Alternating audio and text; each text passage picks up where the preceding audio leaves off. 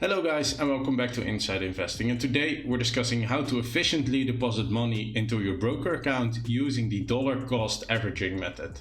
If you've ever wondered what the best moment was to actually buy stocks for a specific company, this is the video for you. In this video we're going to explain to you how to use the dollar cost averaging method and what the pros and cons are of using this method. So sit back, relax and let's go.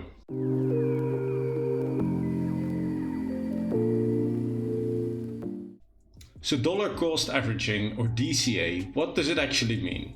So there's a difference in buying stocks of a specific company. You can do that each and every month. So let's say in a period of 3 months, you buy every month for 100 euros or $100 a few stocks of the company that you want to invest in, or you buy directly at one point in time for 300 euros or dollars all the stocks that you were looking for. And there's a difference in these two methods. And the one above, which is dollar cost averaging, is what we're going to discuss. So on a high level, that's the difference.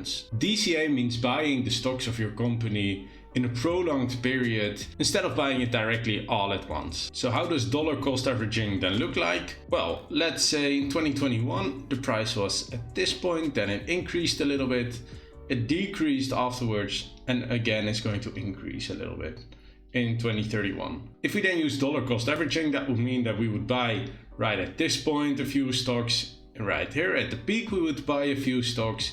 If it dips down we buy a little bit more stocks. Well, luckily for us, we buy a lot of stocks when the price is at its lowest point, and then again when it increases a little bit. So overall, you see that we buy at different points in time, at different price points for this stock. That will mean that on average, we would have somewhat of a price that will be in between, should be somewhere hopefully in the middle, or perhaps even if we're lucky a little bit below average, but at least a very good average price for the stock. That's what dollar cost averaging actually would look like. If you also want to start investing, use our link down in the description to start your DEGIRO account today.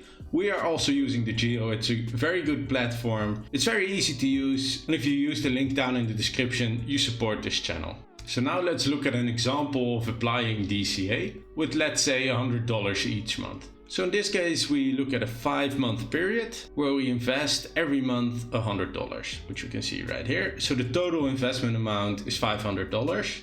We see the stock price fluctuate. So in the first month, we see a stock price of $5. Then we see a little bit of a decrease to 3, to 2, and then back again to 6 and 6.5 afterwards. This is one example, of course. So with the $100 that we invest each month, we should be able, for a stock price of $5, to buy 50 stocks in total.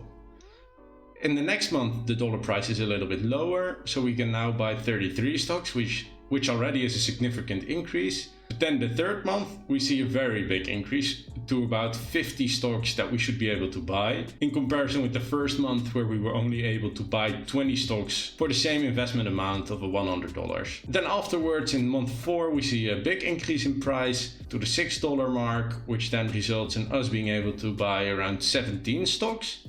And in the last month, for this example, we are able to buy 15 stocks, which is the lowest amount of stocks we can buy for that $100 steady investment each month. In this case, that will mean that in total, we would have bought 135 stocks with an average stock price of $4.50. If we then look at the total number of stocks and the value of our portfolio, we would see that in the first month, it would be around $100, and then steadily increase to 159, to 206, to 720, and then to 878, which should result in a profit of around $378 for this example, with a total value of our portfolio a little bit less than $880. Thanks for watching the video. If you want to learn investing, subscribe to get more free investing and finance tips and tricks. We give you easy to follow, straightforward suggestions on how to start investing and improving your portfolio. Like the video if you learned something new today, and comment down below the topics for the next video. And then what would be a very good example for this? Well, I think we all know Tesla. The Tesla stock price is increasing and decreasing in such a high way. So it's a very volatile stock, as they call it. So it means that the price fluctuates very much in a very short time frame. In this case, we see around the 4th of January, it was still below 750. but then afterwards at around 8 Jan, we see a significant increase to around $880.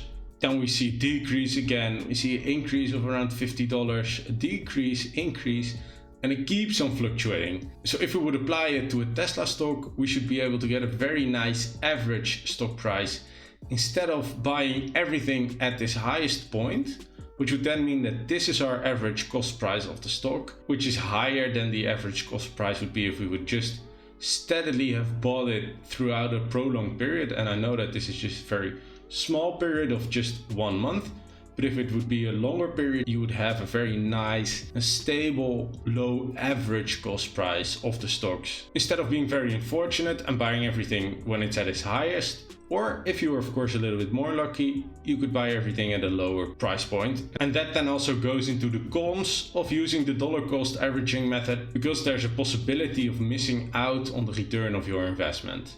So if indeed you would be able to buy all of the stocks at a low price point, you might be better off just dumping all of your money at once. Overall, you would see that that would then result in a higher average cost price of your stocks, just because in this case the Tesla stocks are so volatile. But there is a possibility of missing out on return of investment just if you bought in at a low price point. And then there are more transaction costs, because in this case you would buy, let's say every month you would have one transaction, one smaller transaction, instead of having one big transaction.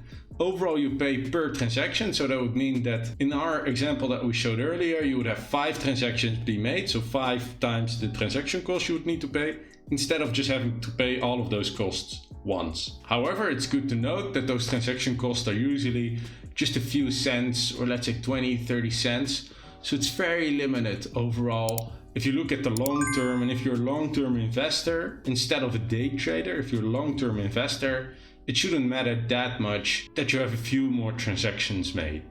And then looking at the pros of dollar cost averaging, there's no emotional factor, because you have that steady investment point. You just know each and every month I'm investing $100.